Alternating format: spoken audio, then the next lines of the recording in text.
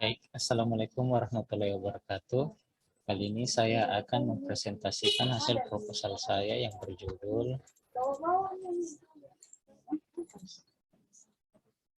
Pengaruh Inovasi, Harga dan Citra Merek terhadap Keputusan Pembelian Produk Handphone Samsung. Baik ya, langsung saja kita ke slide pertama. Yang pertama itu adalah latar belakang. Dalam perkembangan dunia modern dan globalisasi saat ini, suatu kebutuhan akan komunikasi digital adalah hal yang sangat penting bagi setiap kalangan masyarakat saat ini. Ketergantungan masyarakat saat ini terhadap alat komunikasi elektronik berdampak pada meningkatnya permintaan akan berbagai jenis alat komunikasi elektronik. Hal ini secara tidak langsung menyebabkan persaingan yang ketat dalam dunia bisnis di bidang telekomunikasi elektronik. Salah satu pihak yang ikut bersaing yaitu produsen produk-produk alat komunikasi jenis handphone.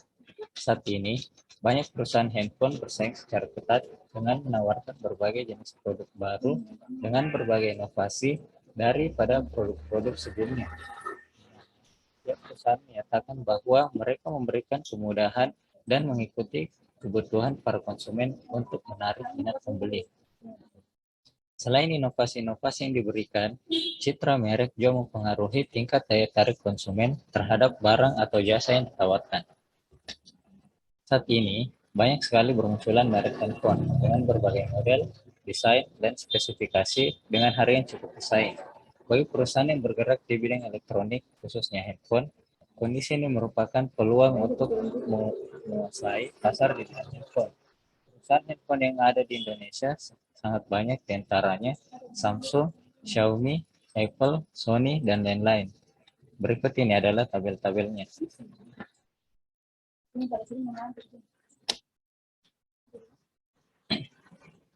Data di atas menunjukkan bahwa pada tahun 2021 kuartal pertama, kuartal kedua, dan kuartal ketiga, produk Samsung merajai segmen smartphone dengan pangsa pasar 22%, 18%, dan 20%, dengan total penjualan 76 juta, 76,6 juta, 57,6 juta, dan 69,3 juta.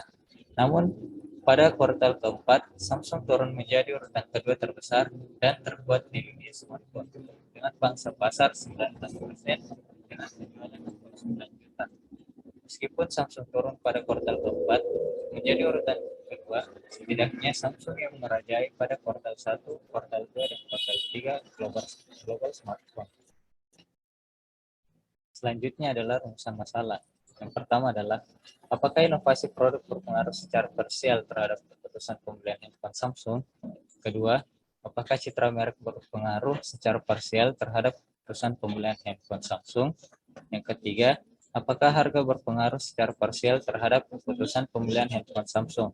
Yang keempat, apakah inovasi produk, citra merek, dan harga secara simultan berpengaruh terhadap keputusan pembelian handphone Samsung? Selanjutnya, tujuan penelitian, yaitu untuk mengetahui adakah pengaruh harga, citra merek, dan inovasi produk terhadap keputusan pembelian produk handphone Samsung secara parsial maupun simultan. Selanjutnya, manfaat penelitian. Yang pertama, bagi peneliti berharap dari penelitian ini dapat menambah wawasan dan pengetahuan peneliti mengenai ilmu pemasaran, khususnya berkaitan tentang pengaruh inovasi produk terhadap keputusan pembelian produk Samsung. Yang kedua, bagi universitas, peneliti berharap dapat dijadikan sebagai bahan untuk memperluas wawasan dan ilmu pengetahuan. Yang ketiga, bagi peneliti lain dapat dijadikan referensi dan acuan apabila ingin meneliti kajian yang sama. Selanjutnya, tinjauan usaha. Pemasaran. Pemasaran yang baik telah menjadi elemen yang semakin vital untuk kesuksesan di dunia bisnis. Menurut Kotler dan Keller tahun 2009 menunjukkan bahwa pemasaran atau marketing adalah mengidentifikasi dan memenuhi kebutuhan manusia dan sosial. Yang kedua, produk baru bagi dunia. Produk baru bagi dunia merupakan suatu produk baru yang menciptakan pasar yang sama sekali baru, di mana produk sejenis belum pernah dibuat oleh pihak lain sehingga produk tersebut merupakan produk yang benar-benar baru sehingga dapat membedakan produk baru tersebut dengan produk-produk sejenis yang lainnya. 3. Harga. Kotler dan Keller menyatakan harga harus mencerminkan nilai konsumen bersedia membayar harga dibandingkan harus mencerminkan hanya biaya pembuatan produk atau memberikan layanan. Selanjutnya, citra merek atau brand image. Menurut Kotler dan Keller, citra merek adalah persepsi konsumen terhadap perusahaan atau produknya.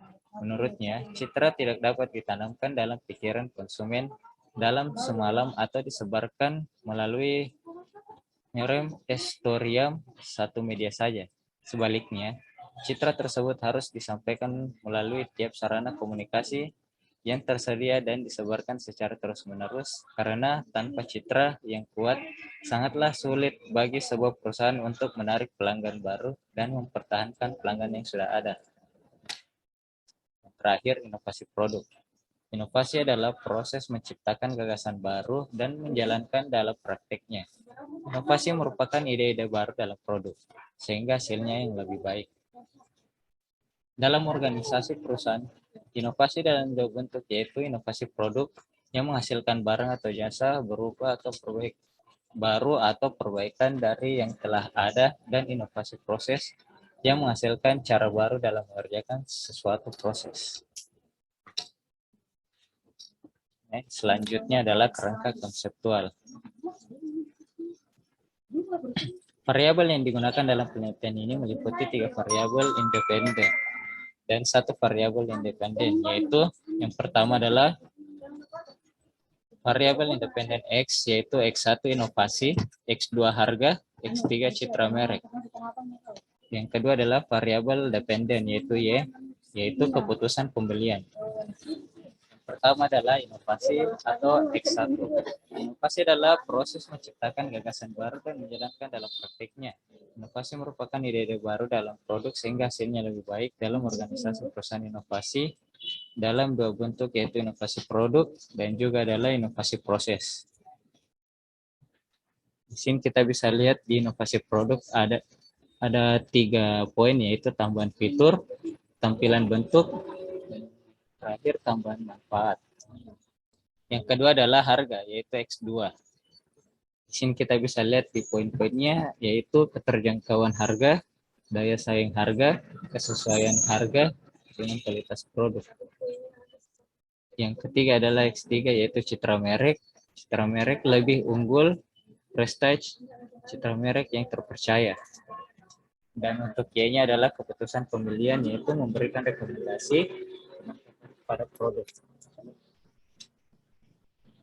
Next, selanjutnya adalah metode penelitian. Yang pertama adalah jenis penelitian. Penelitian yang digunakan bersifat kuantitatif. Jenis penelitian yang digunakan adalah penelitian kausal. Menurut Sugiono, penelitian kausal adalah hubungan yang bersifat sebab akibat. Jadi di sini ada variabel independen dan dependen.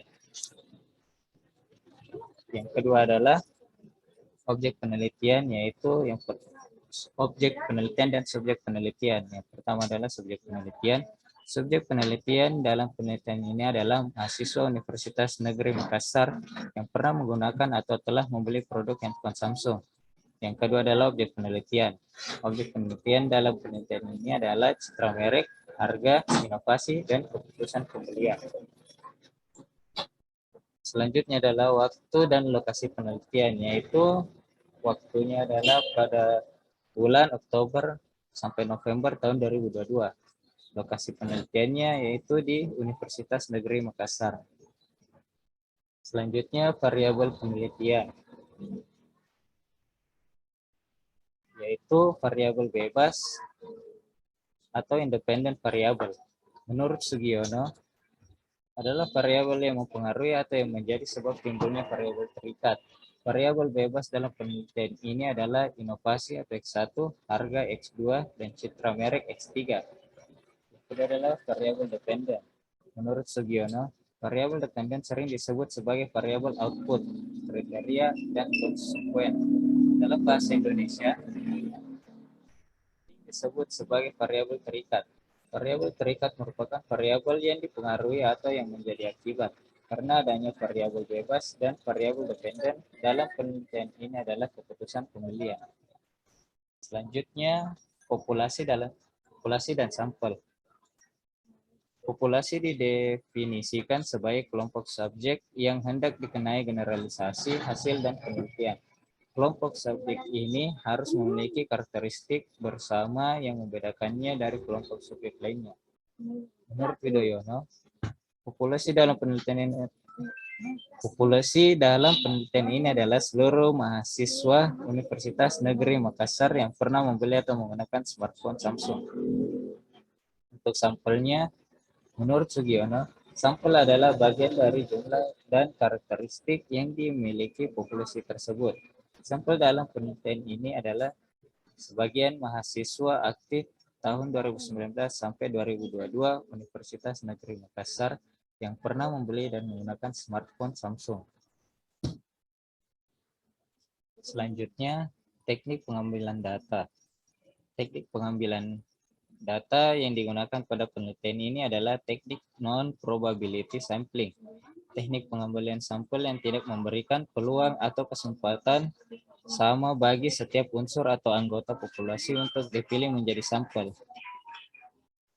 Teknik non-probability sampling ini yang digunakan adalah accidental sampling, yaitu teknik pengambilan sampel berdasarkan kebetulan, yaitu siapa saja yang menjadi bagian dari populasi dan kebetulan bertemu dengan peneliti, maka akan dijadikan sampel oleh peneliti. Selanjutnya, sumber data. Di sini ada dua, yaitu data primer. Data primer yang digunakan pada penelitian ini diperoleh dari kuesioner yang dibuat dan disebarkan oleh penulis kepada mahasiswa Universitas Negeri Makassar yang telah menggunakan produk handphone Samsung. Yang kedua, data sekunder, yaitu data sekunder dalam penelitian ini yang digunakan oleh penulis bersumber dari studi pustaka, website internet, demi mendukung data primer. Sekian hasil presentasi saya. Mohon maaf apabila ada kekurangan. Saya Gibran Iksandri Putra, pamit undur diri. Assalamualaikum warahmatullahi wabarakatuh.